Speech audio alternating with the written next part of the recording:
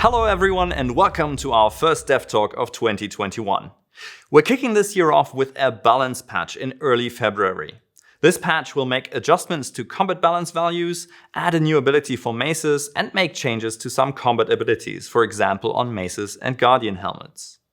These changes will address the meta in Corrupted Dungeons, improving the relative power balance of different builds in one-on-one PvP. In addition, this patch will bring the long-awaited Use All functionality for bags and tomes, and it will bring improvements to the Avalonian bosses.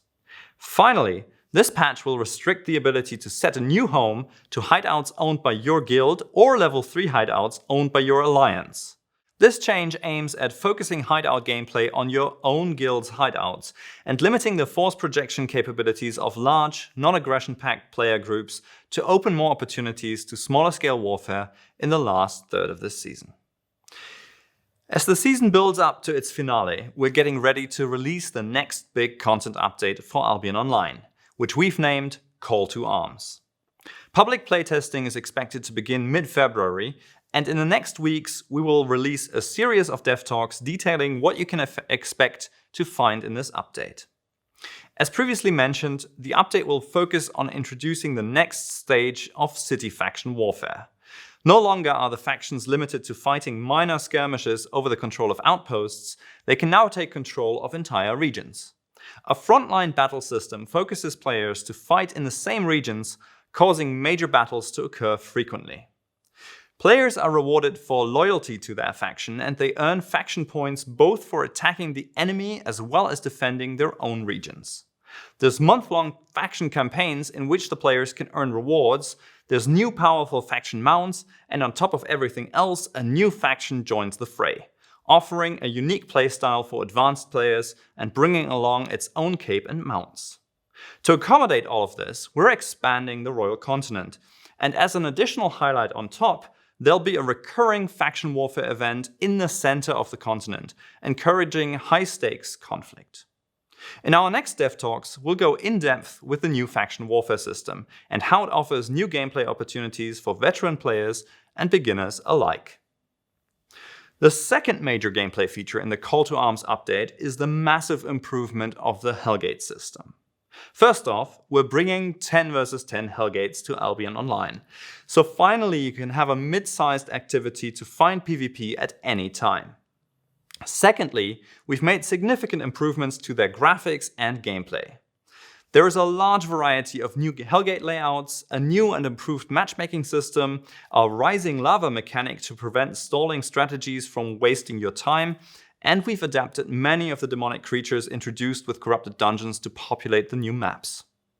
We're giving Hellgates their own infamy system, allowing players to improve the rewards earned and measure their success against others.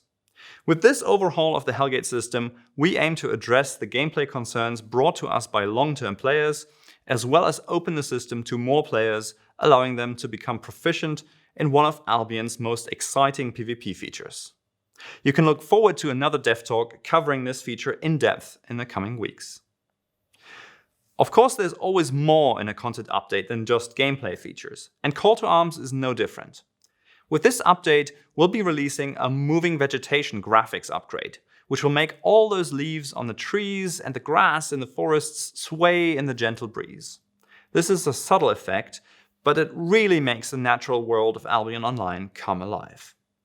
And last but not least, we're bringing in two major convenience improvements: improved ability tooltips and loadouts. The improved tooltips will make understanding and comparing different spells and abilities so much easier, since all spells have been given easy-to-understand colored tags and their descriptions have been reworked to improve readability. The loadouts, on the other hand, of course allow players to save equipment sets and their configuration to later equip these sets from all bank chests, including battle walls, based on precise rules which players can configure in the loadouts themselves.